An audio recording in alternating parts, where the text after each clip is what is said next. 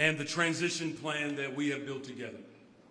I'm proud of all of the work that we have been able to do in partnership, including shifting away from the inequitable student-based budgeting, completing the change to a school safety model that doesn't rely upon school resource officers, but it focuses on the success of our Black students in particular. Our collaborative work also improves special education services,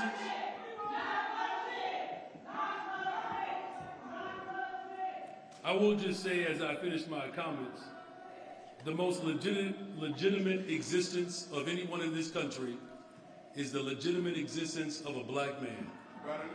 Whoa. Now, I understand that there are individuals that wish to use this as a political opportunity to sow seeds of doubt. But make no mistake about it, I am going to stand firm and flat-foot to ensure that our students get what they deserve. Because, just for the record, I was legitimate when I took an arrest against other administrations when they were closing down Black schools. I was also legitimate when I went down to Springfield to fight for a fully elected school board. Stop prosecuting people for protesting the genocide. It was right to shut down the DNC. Get them out of here. Right. See, the city is wasting money prosecuting people protesting the DNC. Drop all the charges against DNC defendants. It's right to relevant genocide. It's right to protest genocide. It's right to protest the DNC. Stop supporting Killer Kamala. Stop prosecuting people for You know, again here, I also just want to acknowledge the fact that since I've been in this position of authority, drop all the charges! Drop all the charges!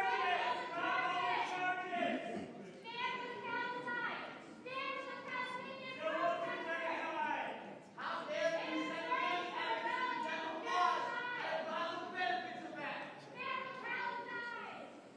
so as you can tell, that they clearly expect the Black man to do everything in less than 2 years. But I will say this though, I do appreciate the energy, I do. Because I do know that if things were still, it would mean that we are moving in status quo. But the fact that things are moving and shifting, it means I'm doing exactly what I was elected to do.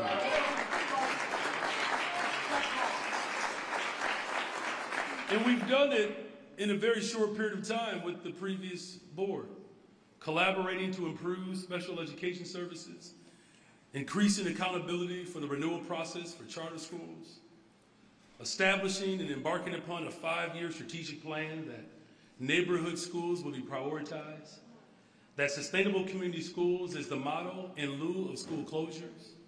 I have no doubt that the new board will continue and build on the progress using the 5-year strategic plan as we guide and collaborate with stakeholders, community partners, to bring about the transformation that this city deserves. And I'm proud to announce that we have our first iteration of my recommendations to be on this board and be a part of this transformation.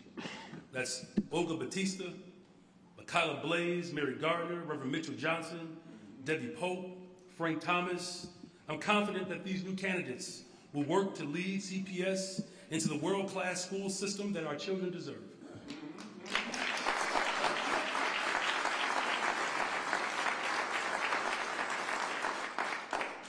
This group is the first step of more nominations that will ensure a smooth transition into a hybrid board, of which I'm the only mayor in the history of Chicago that fought for an elected school board and kept his promise to ensure that a school board would happen.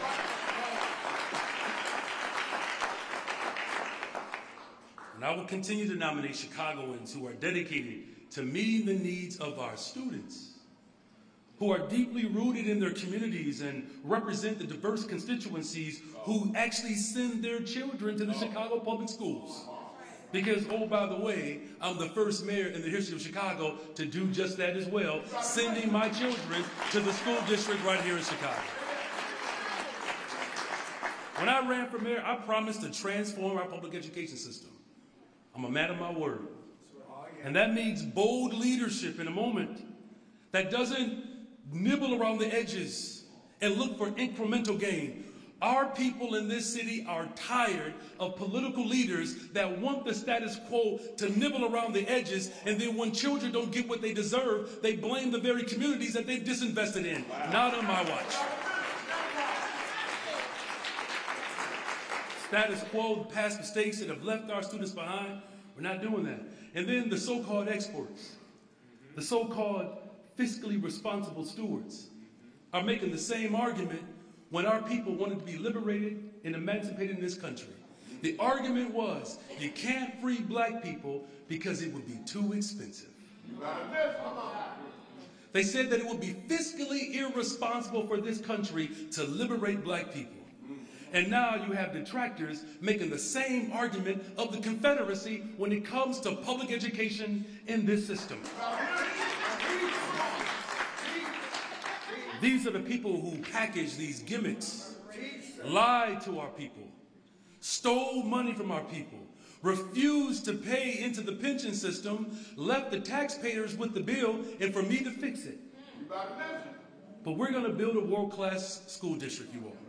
Because the vision of the status quo is to leave our children behind.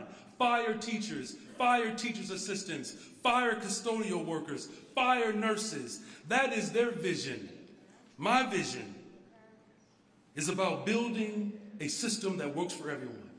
Imagine our schools down a pathway of new discovery where you don't have to have senseless cuts and real disruption and chaos. You can actually have a school district that doesn't embrace mass layoffs, massive school closings, austerity. 1,100 black students are still missing from 2013. This district did not find those children when the schools were closed. That fiscally irresponsible decision have left decades and tears of destruction, and that ends now.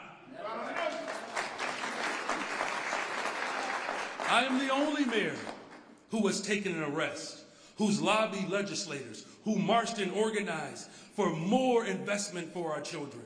The city leaders have long resisted investing in our children. I am no longer going to accept the status quo. We believe that we can have a world-class system that not only creates sustainable community schools, but a system that embraces the arts, that embraces the trades, that makes sure that our children can participate in sports. We have schools right now who do not have dollars for buses to take their kids to sporting events. We have a system right now that can't adequately bus children to the very spaces that they say they believe in. So that is, I was elected to fight, and fight I am. Thank you. My Deputy Mayor, Jen Johnson.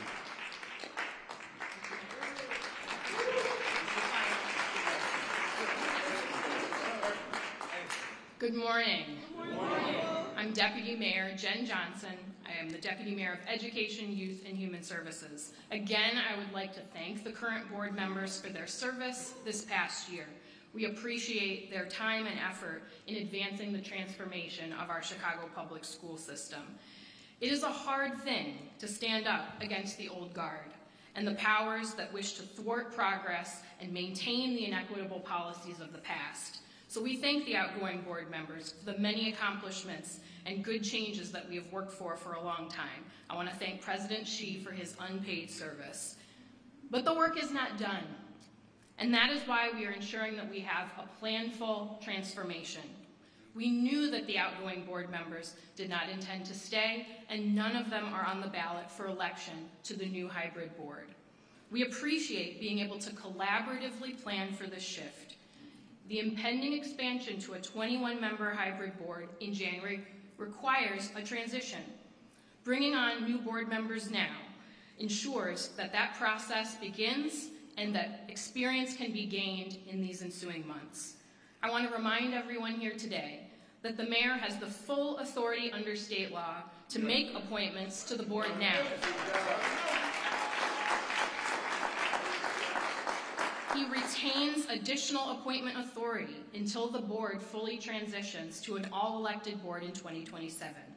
As you already heard much more eloquently than me, Mayor Johnson fought for an elected school board because he believes in a board that is ultimately accountable to Chicago voters, just as he is accountable to Chicago voters who put him in this office to transform our educational system.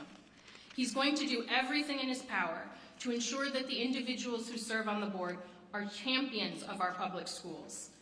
The candidates for appointment that we are introducing today are deeply rooted in their community.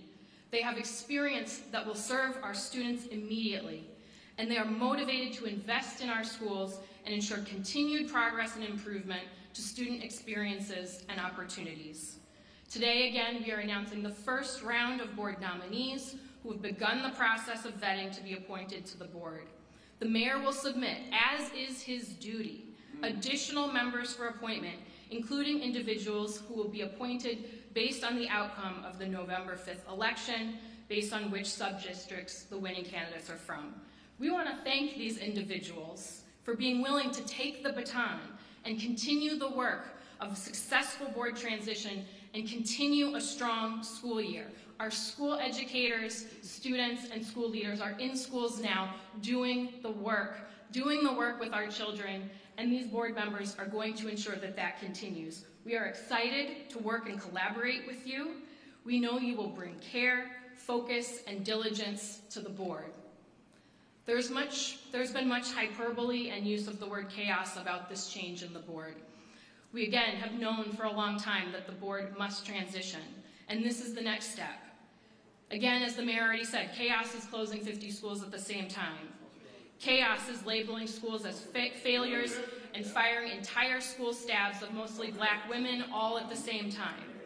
Chaos is mass layoffs to our schools, and chaos over the years has disproportionately affected black students, families, and communities in particular for decades. We cannot afford that kind of real chaos. Today, more than 320,000 students went to school and were supported by thousands of incredible educators, school leaders, and staff members. We have incredible students. Have you gone to our schools and talked to our students? They are amazing. And they deserve additional support to ensure that their needs are met. We will not go backwards, and we will not repeat the mistakes of the past. These appointees understand they have difficult tasks in front of them, but they will center the needs of students and schools, and we know they will serve with distinction. With that, I would like to bring up Olga Batista to provide brief remarks, followed by Reverend Johnson.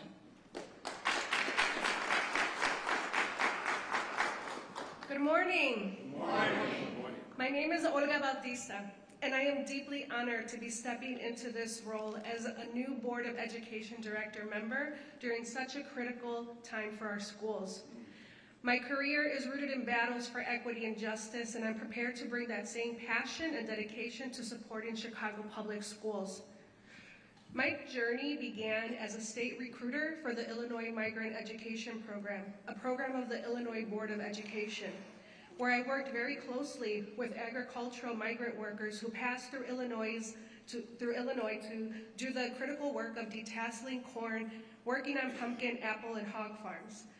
These experiences gave me a first-hand look at the struggles faced by working families, and it has really reinforced my commitment to advocating for those who are too often overlooked.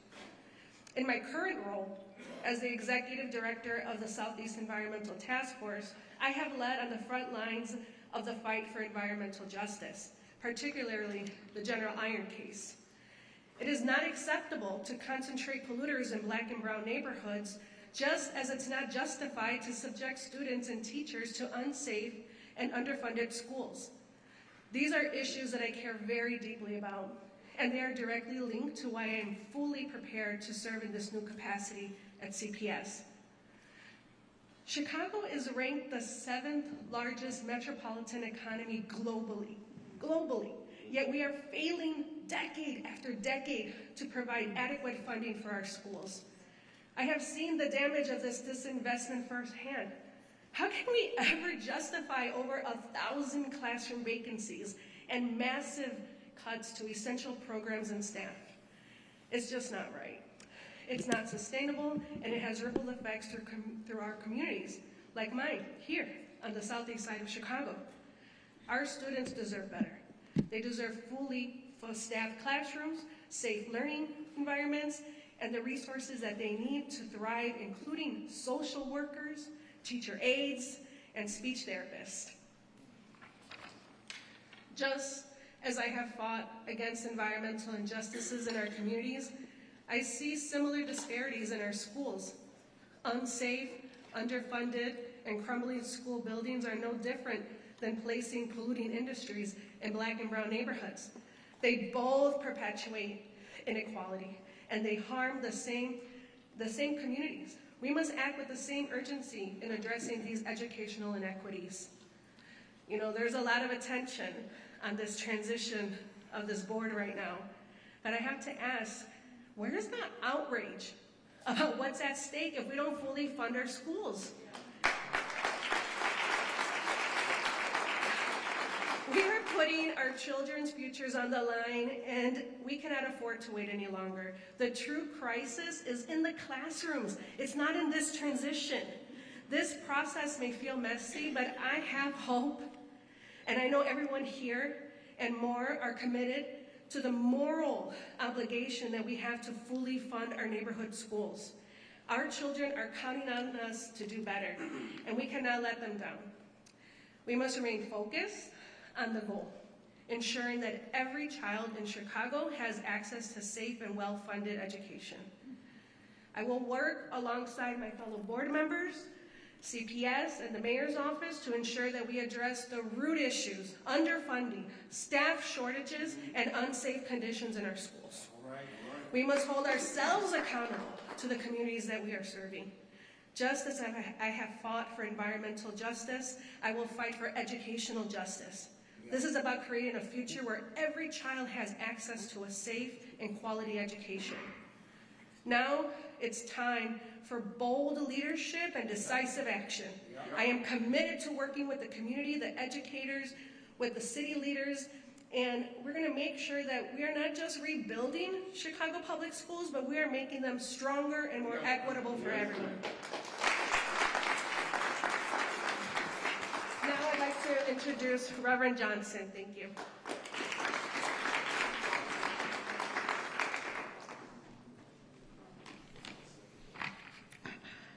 Good morning.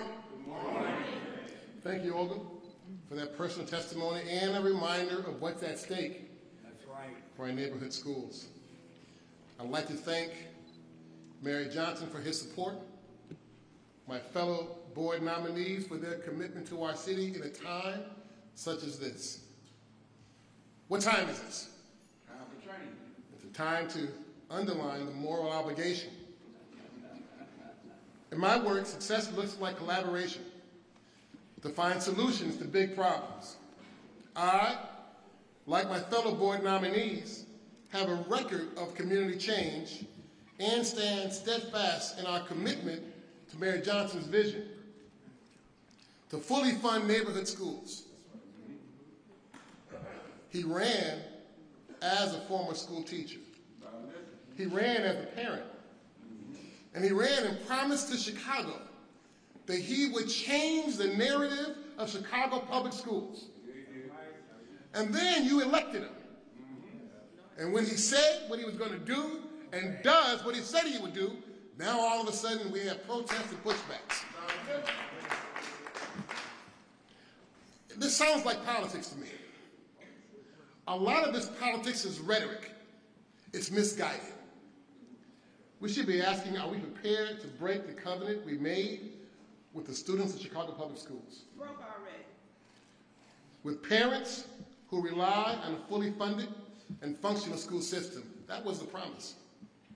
We're talking about fulfilling the messages we have to our kids with disabilities and IEPs, and hire teachers so students aren't teaching themselves in study halls. We've made gains in the Johnson administration, but we need to keep that momentum going. We need to honor our duty with dedication and action. We have not seen the plan or dedication from the corporate leaders at CPS, but this board intends to make sure our schools have the tools they need to graduate and educate prepared citizens of Chicago. I thank the outgoing board for their service and for their transition in order to move forward the key elements to fully fund our schools and our obligations. I thank all of you for your time today. Mary Johnson and the other speakers will take questions. Okay, I do want to just thank again all of the faith leaders, community leaders that are here, and again the outgoing board for their dedication. And I'm looking forward to working with members of the new board and the hybrid board moving forward. With that, we'll take questions. Mayor, thank you so much. A couple clarifications. I'm trying not to make this too long, but Okay. Will they stay? Because you still will be appointing 11 members. It isn't a totally elected school board. So when you all say that there was going to be a transition anyway, there was always going to be those appointed. That meant the 7 current, many thought were staying. So it's not exactly accurate to say everybody was leaving until all this happened last week. To add to that, who vetted these candidates? Are they endorsed by the CTU? Were they asked ahead of time? Was this a deal breaker? Were they asked, would they fire CEO Martinez and agree to the $300 million Well, let's start with your first narration. The current members of the board that are now resigning had no intentions on staying. That's why they didn't run to seek office. But you still appoint 11. It's not a totally elected board. So would they have stayed? I'm just trying to find out. I know, and I'm answering it. Okay. The 7 members who are resigning never intended to stay. So I just want to make sure that's absolutely clear. They always knew what their assignment was. And just again, since we are offering up clarification, last July, 6 board members resigned. 6 of them. And I hope you can draw this very simple conclusion here.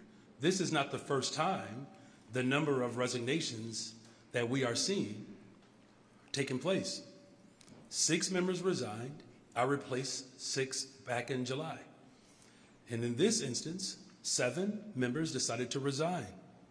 And I accepted their resignation. As far as members who will transition in during this period, there could be scenarios in which some members are able to remain. It really depends on the outcome of the election. Would you talk further about those other questions that I asked? Are they endorsed by No, the listen, none of these individuals up here. How are they vetted? Okay. None of these individuals up here at this point are,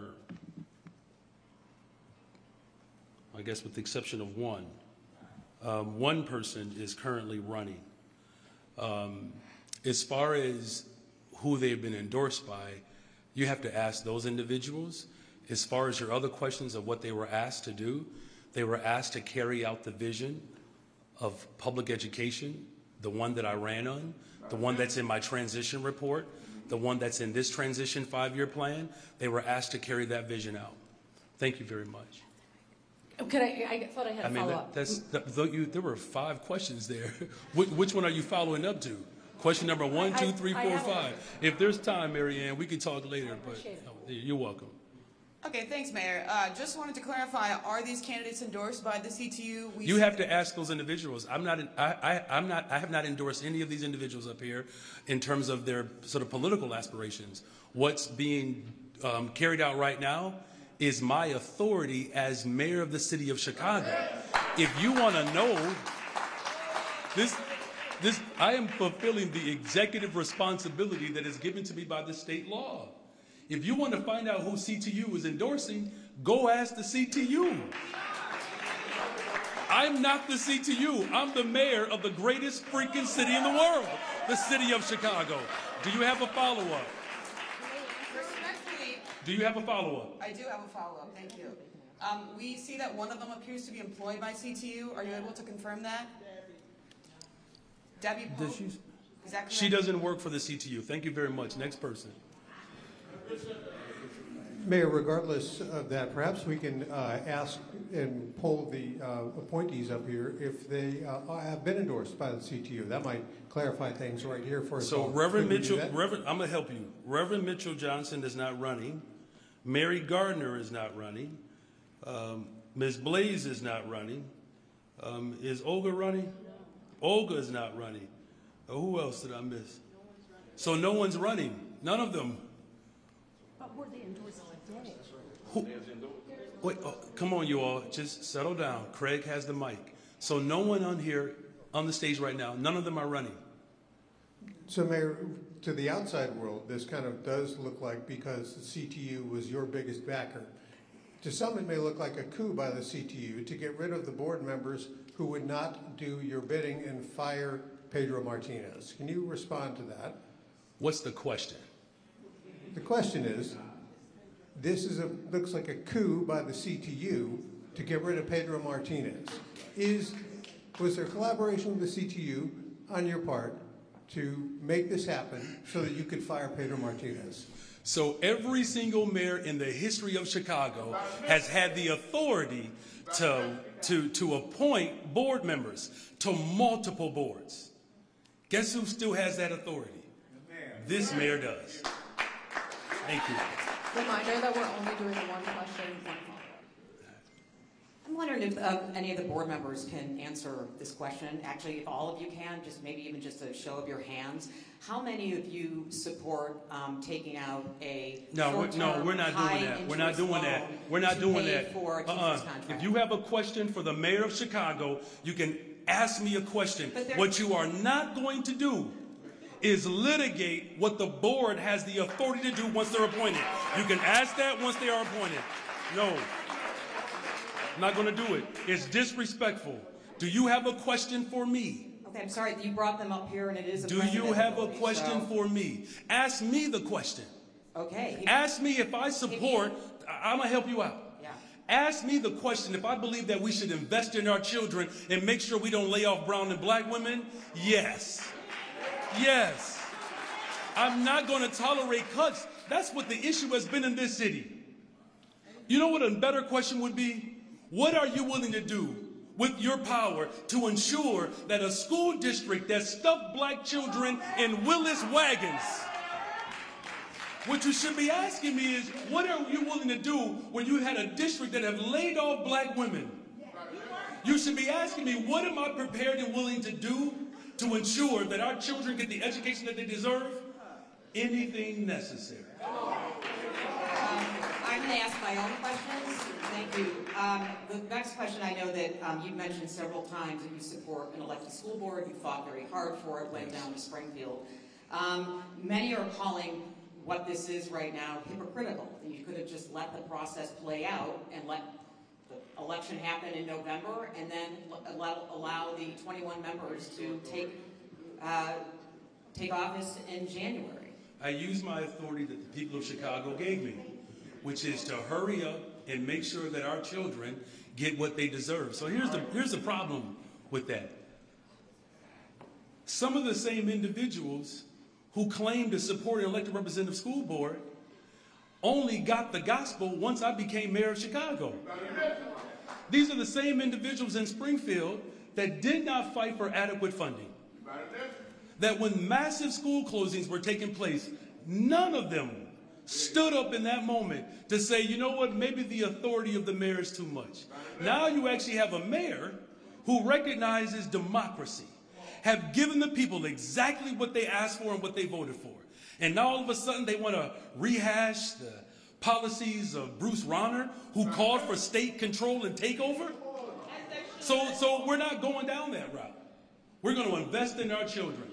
As a parent, as a public school teacher, I'm going to do right by the people of Chicago. The people of Chicago voted for a parent. They got one of their own. Good morning, Mayor. Good morning. Mayor, you said repeatedly that you don't comment on personnel issues, but over the past month, we've seen a majority of city council, we're seeing state lawmakers. We saw Pedro Martinez weigh in publicly about this dispute. Could you explain once and for all why you still don't think it's appropriate to talk about why you're dissatisfied with Pedro Martinez's performance. Here's what I'm always willing to talk about. Making sure that every single school has a social worker and a counselor and a nurse. Making sure that every single school has a library and a librarian. Making sure that our schools have real college to careers as well as opportunities for the trades, for arts. Imagine a school district that allows for the whole child to develop, where every aspect of their being gets to come to life. That's the picture that I'm painting in this moment, because as a public school teacher, when students show up in the building, they don't ask who the CEO of the Chicago Public Schools is. When children show up hungry and unhoused, they don't ask who the board members are. You know what they ask for? Will you make sure you build affordable homes in the city, which we're doing? Will you invest in restoring an equitable, just system that allows for real creativity to be expressed? And so, as I've said before, you know, people who decide to make it personal about one individual and carry out private conversations publicly, just put it to you this way. I was raised better than that. What specifically did he do or not do that, runs up against that vision? This transition that I am shepherding right now is about ensuring that every single child in this city gets exactly what they deserve. I need people to stay focused. Look, I get the politics here. Stay focused for a minute. Do you know what it's like as a parent when your child can play an instrument like the violin, but can't go to a neighborhood school because that school doesn't offer orchestra? You know what that's like? I know what that's like. That's why my son, we have to travel to the South Side, because he just happens to be good at string instruments, and he plays soccer, and he's in honors AP government. I don't know why anybody recommended him for AP government. I have some suspicion. But we don't have enough schools on the West Side that offer a full range of curriculum. We don't. We don't have enough schools that create a pathway to the trades. Do you know, there is another public educator that I'm working with really closely, and that's Juan Salgado. Do you know we have a 48% increase since I've been in office of people enrolled in community colleges? And you know the number one group, a subgroup of individuals who are enrolling in colleges, community colleges? Black men. It's the highest group, because I've given clear directives. Grab our brothers by the hand. Take them to where they need to go and support them along the way and until they reach their full potential. That's all this is about, ensuring that our children receive their full potential. Go ahead. Thank you. Nice to meet you, Johnson. Hi, what's your name? Nell Salzman with the Tribune. Hey, Nell. Thank you so much for answering questions. So I'm wondering if City Council should get to have a hearing before these appointees are installed. The City Council can have as many hearings as they want. There's only one person who has the authority by state law to make appointments. Who is that? And that's the mayor of Chicago, and that's me. Hi, Mayor Johnson. Elizabeth Campbell with Bloomberg News. So you say you're not going to tolerate cuts. So what are you going to ask the new board to do to ensure that you don't have to do cuts, given the $500 million deficit next year and the following year? Are you going to ask them to take out that short-term loan? Are you going to ask them to address the CEO's employment? Can you just provide some Yeah, sure. Well, their job, the board's job, like all board members, no matter what kind of board you sit on, is to evaluate the executive. That's their job, their duty. They will do that. As far as what we do to ensure that our children have social workers, nurses, counselors, sports, and extracurricular activities, we have to look at everything. But one thing that I can tell you for sure, though, we have partners in Springfield that believe that we need to invest more in our public schools throughout the state of Illinois.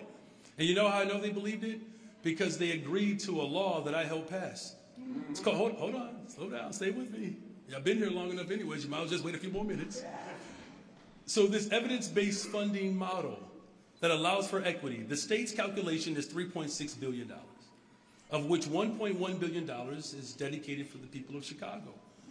So this board and the people of Chicago, my administration, will continue to advocate in Springfield for more resources. As far as what we are prepared and willing to do to ensure that every single child gets what they deserve, everything is on the table. And let me just say this last point. I got you. Back in the 2000s, there was a board chair, president, by the name of David Vitale. He took out what were essentially toxic swaps, these high interest schemes of loans, of which cost the taxpayers millions of dollars. Before that, there was another individual who was responsible for the finances. His name was Paul Vallis. And he instructed the mayor to take dollars out of retirement security, primarily for women, to give to developers and corporations. So you had David Vitale, who took out interest swap rates that cost the taxpayers hundreds of millions of dollars. You had Paul Vallis, who took dollars that were dedicated for our public school system, particularly our workers, took those dollars, gave it to developers, caused the taxpayers to have mounds and mounds of debt, and then the brother who was in high school when they did that is now responsible to fix it. All I'm simply trying to say to you and explain to the people of Chicago that the so-called experts ran this city and this school district in the ground. And so hold on, because I know you respect me. I do, because you're listening to me. I appreciate that. I wish more people would actually do that. The financial schemes that the so-called experts engaged in caused the crisis that we're in right now. And so simply put, what this board is prepared and willing to do is to do whatever is necessary to fix the structural damage that others created, while also building a pathway forward so that our children can participate in the $20 billion of new construction that I brought to this city in the first 15 months in office. Thank you, Mayor. So just one follow-up. Is the short-term high-interest loan one of the things that is on the table? If you say everything is on the table, so what is on the table? So what should be on the table? So let me ask you right this. now? What is your definition of everything? What is your definition of everything? What does everything mean? Everything, yes. All right, next question. I think we answered that. Hi, Mayor. Carrie Shepard, Axios. Hey. Am I missing something? There's only 6 up there? Yeah, this is the first batch. Okay. So there will be others. There will be others. Oh, there are plenty of people who want to be on the school board. We don't have an issue with that. Next question. But they've been vetted. You have vet these 6 individuals ahead of the November of the 11 you can select in November. You said the first round. What does that mean? Which means that I have the authority to vet as many people as I want until we get to either 7 in this short run or 11 in the future. Just following up on Elizabeth's question a little bit. So if the state does not give you the money, how are we first of all, paying they're not for this? giving me the money. Sure, Okay. CPS. It's How to be is- super how- clear. yes, So how this is the is city really filling about that hole? So look, there are a number of things that I've considered, whether it's TIF surplus. That's just one option. Many of you all know that I've been on the front line of ensuring that TIF dollars go to the taxing bodies. And so we have options on the table. That's just one of them. But as I said, everything is on the table. But let me just be very clear. The state of Minnesota figured it out. Their governor figured it out. Their General Assembly figured it out. Because everybody in America knows that Esser is running out. Everyone. Do you all understand something? As much as I know I say Chicago is the greatest freaking city in the world, we're not the only city in the world. Every single school district in America is experiencing the same crisis. That with Esser and federal dollars running out, you have 2 visions. You can go back to the old days when they were closing schools and privatizing public assets. One of the chief architects of that was Arnie Duncan. One of the chief architects of the school D4 movement was Arnie Duncan. The civic committee never said a word when those schemes were happening. Not one word.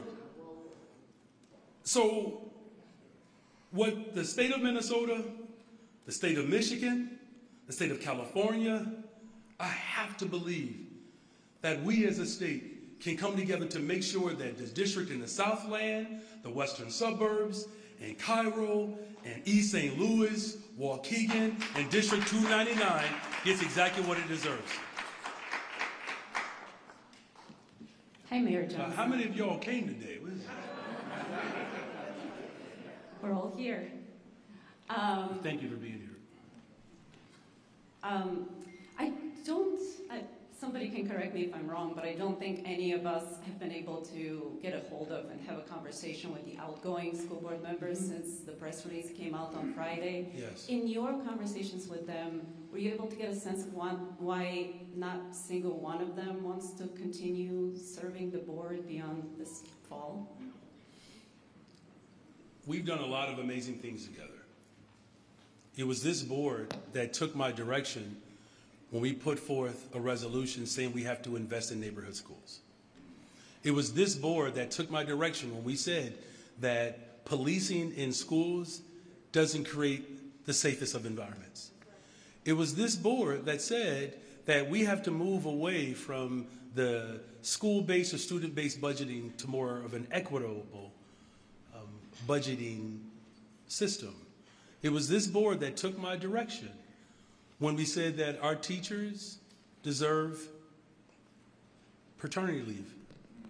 It was this board that took my direction when I said we have to begin to move a process to improve special education. 25–30% of black children are testing for IEPs. So that was important to me. It was this board that did that. So we did a lot of great things together. Now it's time to transition. That's all it is. It's a transition.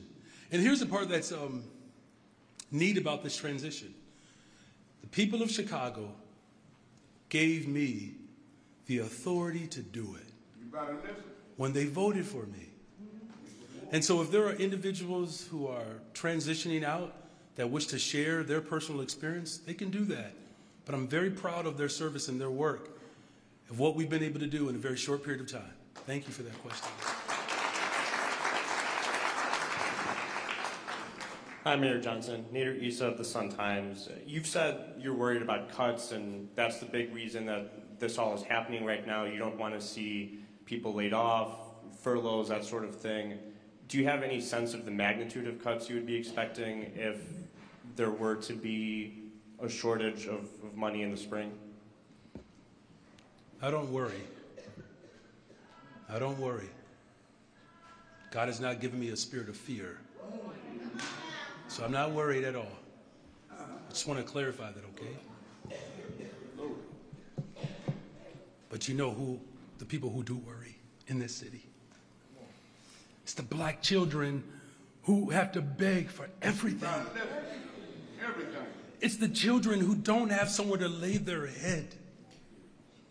Those are the people who worry.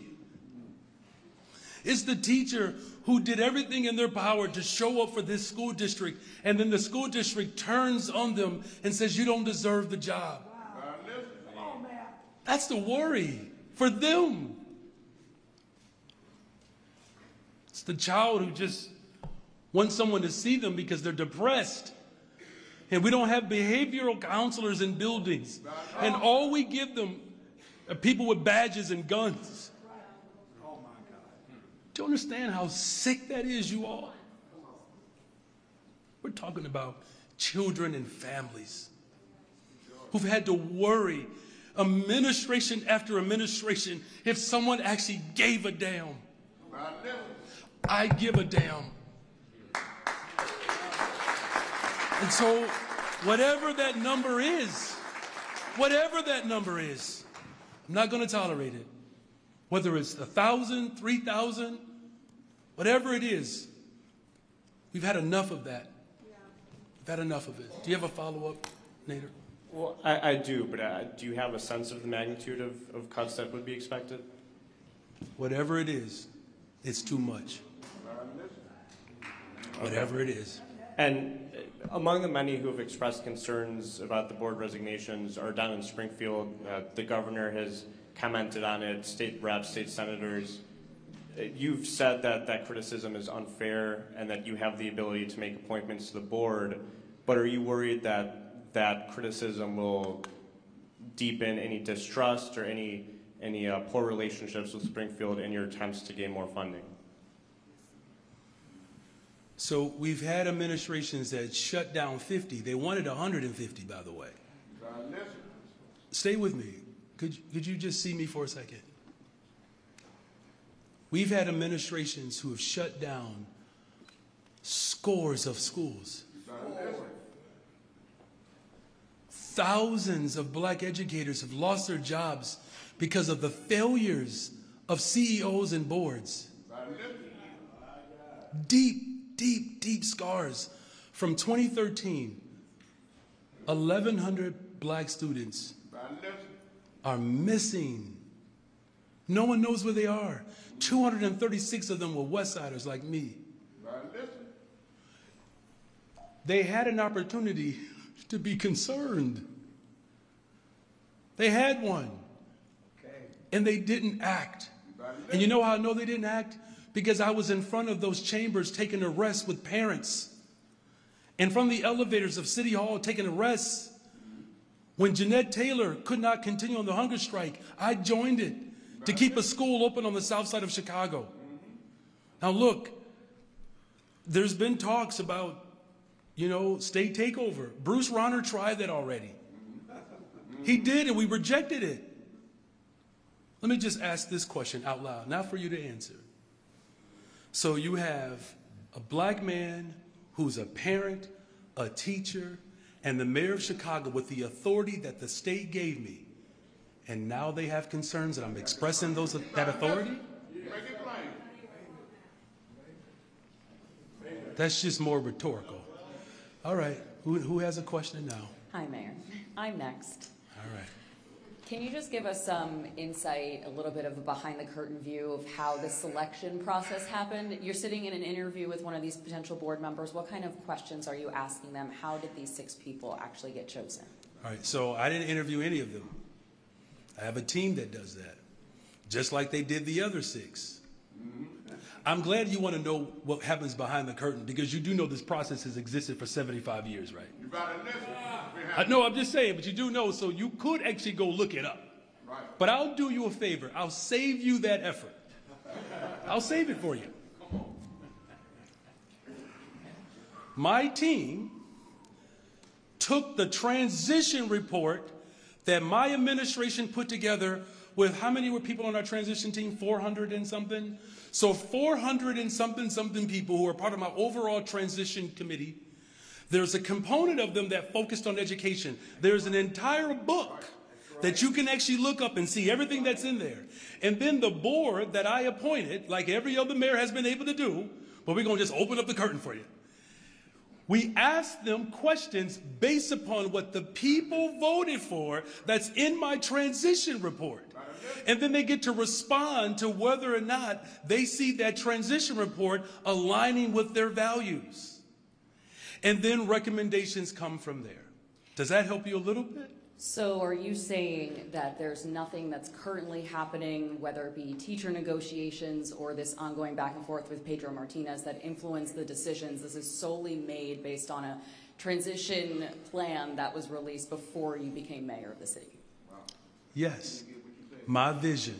Do you believe me? Okay. All right. Mayor, if I may, a point of clarification. There's 6 people up there. Who's the 7th person? Is someone going to stay on board? There are a number of people who we are considering. There are multiple people who are being considered who want to serve in this capacity. Trust me, this is Chicago. You will have plenty of people who want to be appointed by the mayor of Chicago. We won't have issues finding people. I assure you that. And that person's not ready today.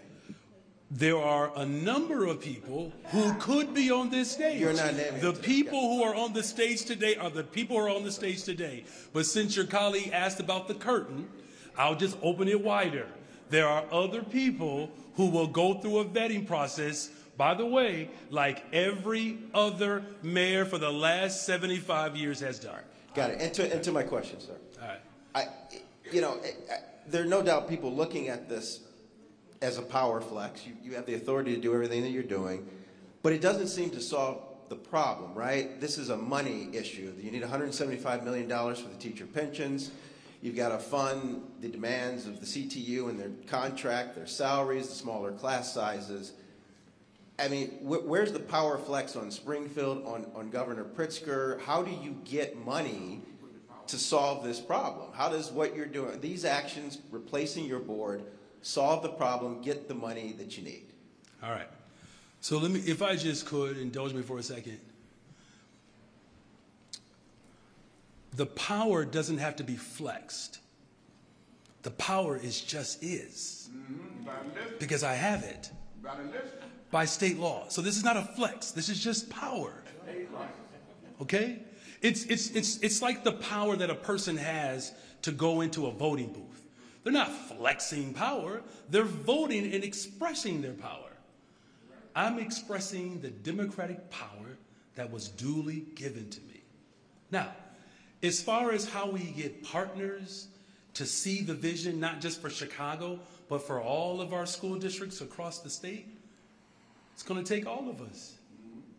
See, this is the difference between me and other mayors. I don't have to do anything alone. I don't have to intimidate people.